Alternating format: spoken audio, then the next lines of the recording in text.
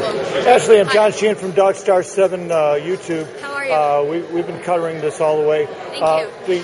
The mayor's representative said that you misrepresented her to the crowd. I honestly don't believe that's the case. I did summarize what she said. The fact is that the mayor's representative refused to use the open mic system, which is the way that she would have been able to communicate her message verbatim to the entirety of the crowd. Given that refusal, I believed that it was the duty of someone at the front to be able to communicate to those in the back what was being said. I summarized her argument. I don't believe I mischaracterized it. I would have welcomed her a statement from her saying what it was that I misquoted or mischaracterized. But at a certain point, if she's not going to tell the people in the back, I can't stand at the front and allow democracy to be co-opted right in front of my brothers and sisters standing 30 feet away from me. Did you feel that she was speaking only to you and not to the body of people that were here? I think that Rahm Emanuel, I think that a lot of people in power are looking to conduct business as usual with Occupy Chicago. They're looking to point someone out and say, oh, you're a leader, I just want to talk to you. The problem is, that's not what this movement is about. That's not the way this movement works. I think she tried to single me out, tried a little bit to pull me into a position of power, and I think I tried to do a really good job of saying, no, that's not what this movement is about. Let's use the open mic system. Just speak in shorter phrases so that people in the back can hear you. That doesn't seem to be an unreasonable request. And over again, we heard that the mayor's representative requested 3 individuals from the group to represent everyone. Yeah, the problem is that there are no 3 leaders of the group. Each person in this movement is a leader. By coming down to the movement, by coming down to the occupation, by getting involved, this is a movement of leaders. There are no leaders of leaders.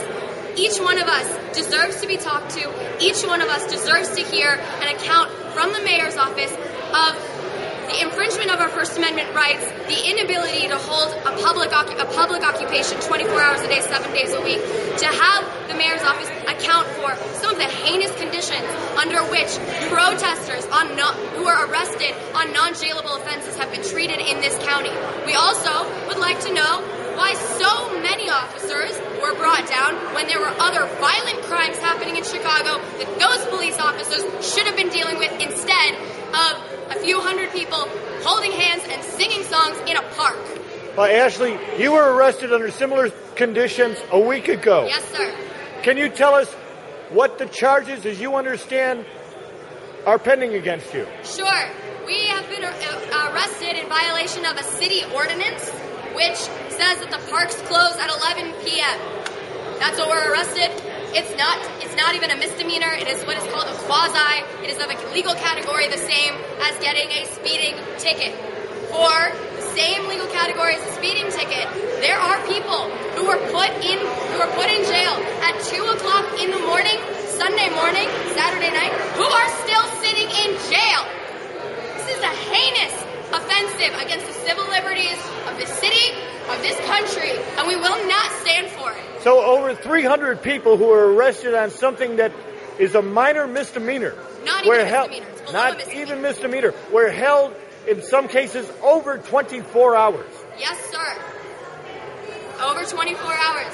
The fact is, we have brothers and sisters, 4 of them, who are still sitting in jail, waiting to come before a judge to get an I bond. We have people who sat in jail for 20 hours, without food, without access to medically necessary attention, who sat there without access to soap in their bathrooms, and without the right to make a phone call, to call legal representation, to get someone down there to make sure that the Chicago Police Department was operating within the law. Well, Ashley, I have a series of several documentaries of other actions of this kind where the police simply processed the people at the scene and released them. Absolutely. There was no reason that this ordinance needed to come along with arrests. The Chicago Police Department could have just given us tickets and let us stay, or given us tickets and asked us to disperse. The fact is, a choice was made, a political choice was made, that the course of action in relationship to the protesters was not one of either they weren't going to ignore us. They weren't going to ticket us. They were going to arrest us. They were going to hold them for fingerprint check. All of these, at every step of the way, were choices, and these choices were political. We were being arrested. We were being held on the basis of the content of our First Amendment rights. Of course, they won't tell you that. But exactly what you have seen is you have seen a variety of political decisions infiltrating and co-opting the First Amendment right to peaceably assemble, to speak, and to petition the government for redress of grievances. I want to make this abundantly clear. Over 300 arrests here in Chicago in connection to Occupy. There have been no criminal arrests. There have been no violence. There have been over 300 arrests. I think the number is about 325 right now. Arrests total in relationship to Occupy Chicago. We have not had one incidence of resisting arrest. We have not had one incidence of drug or alcohol possession. We have not had one instance of anything criminal in any way. And yet we are being treated as though we are criminals of the most heinous kind, able to be deprived of even our most basic civil liberties. And we have documented that Occupy Chicago keeps a constant liaison with the police officers that are in contact with you. Yes.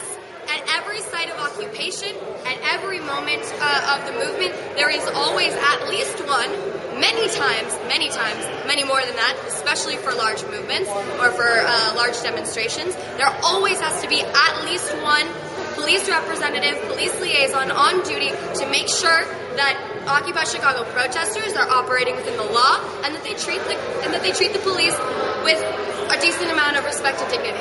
And we also have to repeat that there have been no charges, no arrest whatsoever for resisting arrest or any sort of violence toward the police.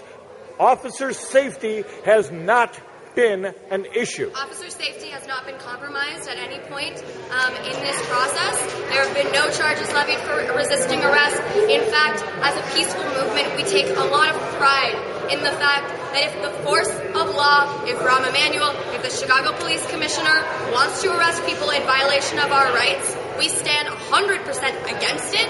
But if they choose to do so, we will operate within the law, and we will do so peacefully. Thank you so much. Thank you.